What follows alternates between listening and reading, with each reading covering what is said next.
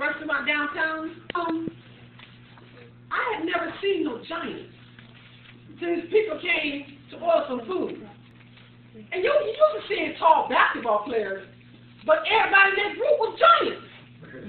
I'm still there taking their order, and I'm trying to get the order right and stuff, but I can't get over that I'm right here, and I think that lady, it was a lady. It was ladies and men. They all were giants. But her knee, her leg count was right here, and the rest of her was up there. And I'm looking like, and I heard it was from Brazilians or somewhere over there, somewhere in Brazil, somewhere I think.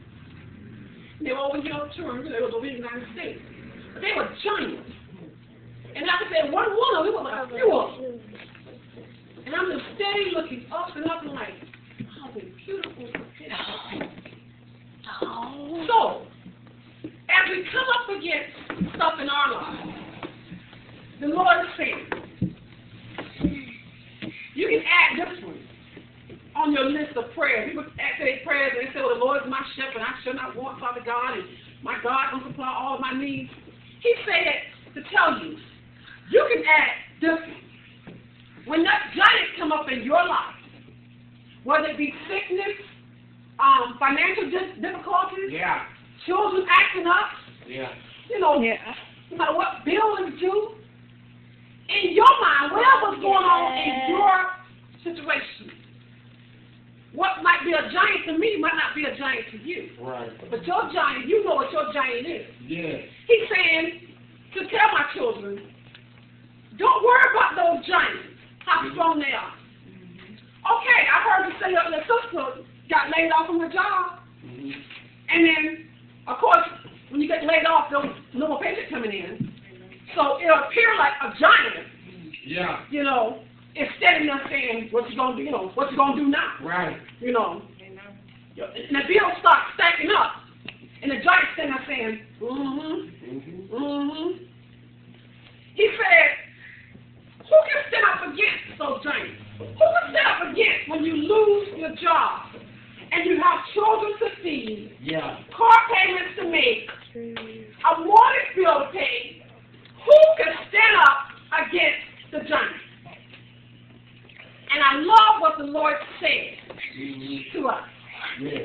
He said in verse 3, and I got it underlined.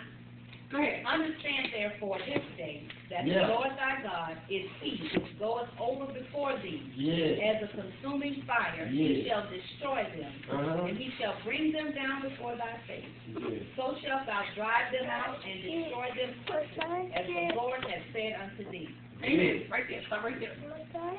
So, my Bible says, my translation, I think it's the New International, it said, but be assured today.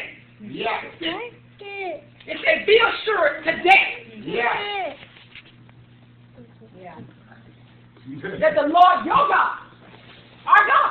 Yeah. He said, I'm giving you an assurance today. Today.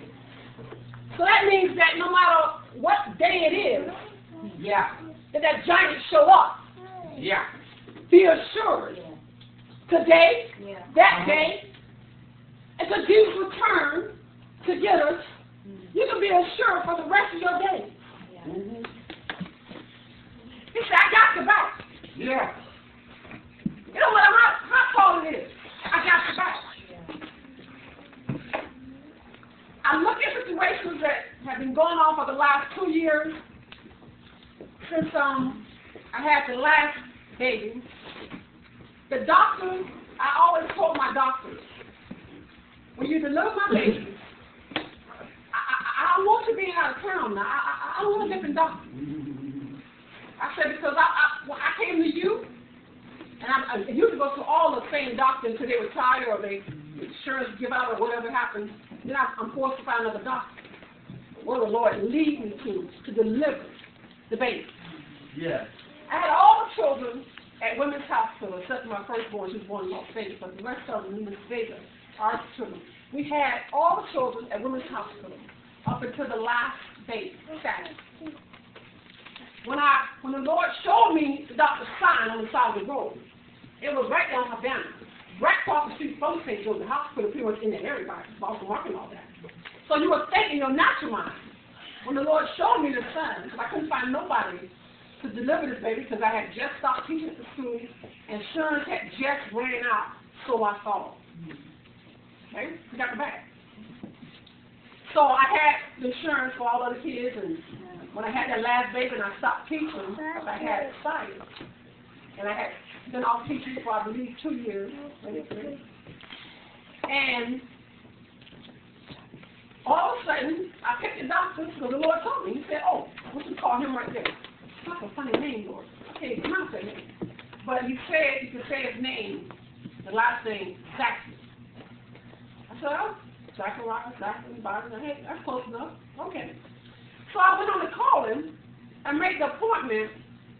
And so when I went to see him, I was a few months further down the line than what I had realized. Like I said, I ain't have no insurance, and I've always had pretty much either pregnancies or had them. I'm back in the classroom the next week. God was just so good. The doctor even told, when I was having these SARS, the doctor said, oh, you know what? I can have a stand-in doctor. And I had said to the doctor and to God, Lord, I need my doctor. Yeah. And the Lord said, well, I heard you, Rose. I know what you need, but your doctor's my fact. I need you to go to the hospital right now, Rose. This is when I was having these SARS. Let's go back one step back. When I was having these SARS, the pastor I did, the Lord said, I need to go to the doctor now, the hospital now. I said, but I'm not doing that. Lord, no, Lord, I just need you to go over to the hospital. So I wasn't paying nothing. I went to the hospital, and I get there, and I told my doctor, and he said, oh, Rose, you know, you're not going to be delivered until a few more weeks. I'm at the airport. You at the airport? You at Temple Airport? Yeah. I'm going to pick up. No, Doc, you cannot pick up. I need you here. When they told me they got me now, I need you here. He said, you know what? Great standing for you, Rose. He's an excellent doctor. He's going to be the one that's going to stand in for me. I'm going to get on the flight, Rose. We had a wonderful relationship with the doctor to work on all the kids and stuff. And I was like, okay. I told the Lord, okay. So I had been in a car accident when I was carrying Cyrus, but we didn't think it did no damage or anything, so we thought that was trying something. And your baby. Yes, I'm getting to it. And so all of a sudden, the girl threw a sonogram and she said, oh my goodness, Miss Baker, we're going to have to do an emergency C-section. I was like, C-section? I never had a C-section. All my babies come out there every day at 10 times.